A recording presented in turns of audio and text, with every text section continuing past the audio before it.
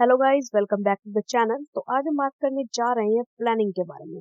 कौन सी planning? Business management के पहले फंक्शन प्लानिंग के बारे में। सो वीडियो को शुरू करने से पहले please subscribe the channel. It will take a second. Click on the red button and subscribe the channel. Okay, so let's move ahead. तो प्लानिंग होता क्या है? प्लानिंग का मतलब होता है प्लानिंग बिफोर टेकिंग एक्शन। कि कुछ भी काम करने से पहले एक बार एक प्लान बना लो, एक बार सोच लो कि वो काम कैसे कैसे करना है। ठीक है। Planning is a process of setting objectives and determining the best course of action to achieve those objectives. कि प्लानिंग में हम क्या करते हैं, अपना काम चालू करने से पहले उसके ऑब्जेक्टिव्स के बारे में सोच लेते हैं कि हमें क्या करना है, कैसे करना है। उसके बाद जा करके हम एक्शन को टेक्स प्लेस करते हैं, उसके बाद जा करके अपना काम जारी करते हैं। It involves forcing future condition. इसमें हम करते क्या है कि अपने फ्यूचर की कंडीशंस के बारे में थोड़ा सोचते हैं, थोड़ा इमेजिन करते हैं, फिर उनको एनालाइज करते हैं, देखते हैं कि हमारे पास क्या क्या रिसोर्सेज अवेलेबल हैं, उसके अकॉर्डिंग अपनी स्ट्रेटेजी डेवलप करते हैं और फिर जा करके अनसर्टेनिटीज को ध्यान में रख के हम अपना प्लान बनाते हैं और एग्जीक्यूट करते हैं। हमारे एक प्रोफेसर थे, according to Koontz and O'Donnell, planning is the process of deciding in advance what, how, when and who will do something. उन्होंने कहा था कि प्लानिंग इज ऐसी प्रोसेस है जिसमें हम पहले ही सोच लेंगे कि क्या काम होगा, कैसे होगा, कब होगा, कौन उसे करेगा। ठीक है, होप आपको प्लानिंग समझ में आ गई होगी। तो नेक्स्ट टॉपिक हमारा आता है इसके फीचर्स। तो प्लानिंग के फीचर्स क्या है? प्लानिंग फोकस करता है गोल्स को अचीव करने में, focus on achieving objectives. Second, primary function of management. Management का सबसे पहला फंक्शन है ये। अब देखो, एक एग्जांपल से समझ लो। सपोज आपको एक बर्थडे पार्टी प्लान करनी है, आपको एक बर्थडे पार्टी सेलिब्रेट करनी है। तो सबसे पहले आप क्या करोगे? पहले तो सोचोगे ना कि भाई बर्थडे पार्टी में थीम क्या रखनी है, किस किस को बुलाना है, कितना खर्चा हम कर सकते हैं, उसके अकॉर्डिंग तो आप बर्थडे पार्टी करोगे ना। तो इसलिए पहला फंक्शन होता है प्लानिंग। प्लानिंग इज कॉन्टिन्यूस, और प्लानिंग हमारी चलती रहती है, रुकती नहीं है जब तक आप अपना वो काम कंप्लीट नहीं करते। देखो, कंपनी के पॉइंट ऑफ व्यू से सोचो बा कि कंपनी जो है चलती रहती है, तो आपकी जो प्लानिंग है ना वो भी हमेशा चलती रहेगी। हमारे पास बहुत सारे काम होते हैं कंपनी में, हम हमेशा किसी ना किसी प्रोसेस के बारे में सोचना होता है कि ये प्रोसेस कैसे कंप्लीट करनी है। Planning is pervasive. हमारा चाहे बिजनेस हो, चाहे शॉप हो, चाहे छोटा बिजनेस हो, चाहे इंडिया का हो, चाहे फॉरेन का हो, प्लानिंग हर एक बिजनेस करता है। Planning is pervasive. It is futuristic.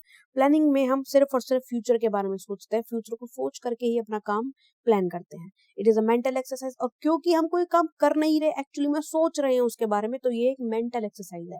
ठीक है, हम अपने दिमाग में तो सब इमेजिन करते हैं ना कि ऐसा होगा तो ये कर लेंगे, ऐसा होगा तो ये कर लेंगे। ठीक है, तो it is a mental exercise. अब इसकी जरूरत क्यों है? नेक्स्ट टॉपिक हमारा इसकी इंपॉर्टेंस। Provides direction. ये एक दिशा दिखाता है हमें कि भाई ये चीजें हो सकती है, तो हमें पहले से ही इनके लिए ना कुछ जुगाड़ बिठाना चाहिए, इनके लिए कोई सोल्यूशन ढूंढ के रखना चाहिए। ठीक है, तो provides direction. Reduce risk of uncertainty. हमारे साथ कोई दुर्घटना होने का जो संभावना होती है ना, जो चांसेस होते हैं, उसको प्लानिंग कम कर देते। क्यों? जैसे कि मैंने अभी आपको बोला था कि अगर ऐसा कुछ होना होता है तो उसके बारे में हम पहले से ही एक सोल्यूशन निकाल के रखते हैं। ओके। Reduce wasteful activities. अगर हम पहले से एक प्रोसेस रेडी करके रखेंगे तो हम कोई फालतू की एक्टिविटी नहीं करेंगे, वेस्टफुल एक्टिविटी नहीं करेंगे। Facilitate decision making. Because our plan is already ready, तो हम डिसीजन तुरंत ले सकते हैं। Give standards for controlling. ये हमें चीजों को कंट्रोल करने का स्टैंडर्ड देता है।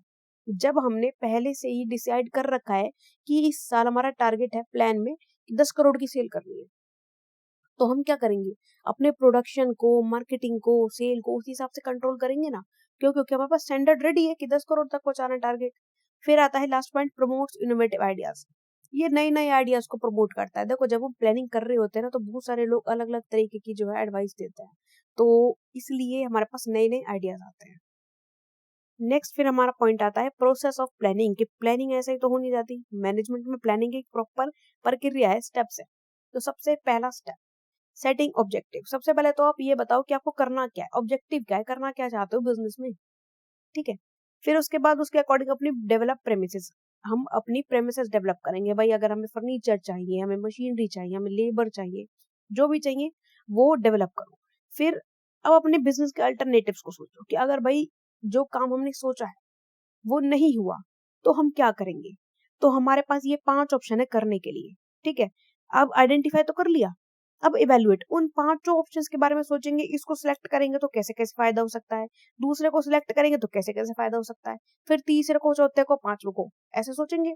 अब सोच लिया सबके बारे में, फिर उसके बाद सिलेक्ट अल्टरनेटिव, फिर हम उन पांचों में से एक अल्टरनेटिव को सिलेक्ट करेंगे कि भाई हमें, अगर हमारा मेन ऑब्जेक्टिव नहीं चलता है तो हम पांचवे वाले ऑब्जेक्टिव को, अल्टरनेटिव को लेकर के चलेंगे आगे। उसके बाद हमारा अल्टरनेटिव भी सिलेक्ट हो गया, अब हम करेंगे अपने प्लान को इम्प्लीमेंट और उस प्लान को फिर फॉलो अप करेंगे, मीन्स टू से जो हमने प्लान बनाया है उसके अकॉर्डिंग हम काम करेंगे। अब इसका एक एग्जांपल ले लेते हैं। हमारा काम क्या था कि हमें एक इको फ्रेंडली बोतल बनानी थी। उस बोतल बनाने के साथ हमने ऑब्जेक्टिव क्या लिया कि हम इको फ्रेंडली जो है ऑर्गेनिक फार्मिंग टाइप्स कुछ देख लेंगे, ये हमने सिलेक्ट किया था। अब हम क्या करेंगे, हमने सेकंड स्टेप पे अपने एनवायरनमेंट को एनालाइज किया और अपने प्रेमिसेस डेवलप किए। प्रेमिसेस डेवलप करने के बाद हमने जब अपने अल्टरनेटिव को ढूंढ लिया था कि भाई ऑर्गेनिक फार्मिंग करेंगे, ऑनलाइन स्ट्रेटजीज का यूज करेंगे, उसके बाद हमने क्या करा, अपने प्लान को इम्प्लीमेंट किया और उसके साथ हमने लास्ट में उसको फॉलो अप किया और हमारा जाके वाटर प्लान रेडी हो गया। ओके, सो अब हम देखते हैं कि टाइप्स ऑफ प्लानिंग, प्लानिंग कितने तरीके की होती है। सबसे पहला स्ट्रेटेजिक प्लानिंग, जो कि पर्पस क्या है इसका, लॉन्ग टर्म गोल्स को पूरा करने के लिए काम आती है और ऑर्गेनाइजेशन को हमेशा हमेशा के लिए डायरेक्शन प्रोवाइड करती है। कितने का टाइम फ्रेम होता है, मेनली ये जो प्लानिंग होती है ना 3 से 5 साल तक चलती है। और इसका स्कोप क्या होता है, बड़ा स्कोप होता है, ऑर्गेनाइजेशन को पूरी को साथ लेकर के चलती है। एग्जाम्पल, जैसे कि अगर कोई कंपनी इंटरनेशनल मार्केट में लॉन्च होना चाहती है तो ऑब्वियस बात 2-3 साल तो लग ही जाएंगे। ठीक है, फिर विजन, मिशन एंड स्टेटमेंट, जो हमारी कंपनी के विजन होते हैं, मिशन होते हैं, उसको फुलफिल करने के लिए भी 3-4 साल लग जाते हैं। नेक्स्ट हमारा आता है टैक्टिकल प्लान।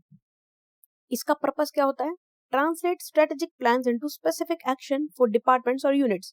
एक पर्टिकुलर डिपार्टमेंट के लिए, एक पर्टिकुलर यूनिट के लिए अपना प्लान तैयार करना। ये इसका टाइम फ्रेम मीडियम टर्म होता है, 1 से 3 साल।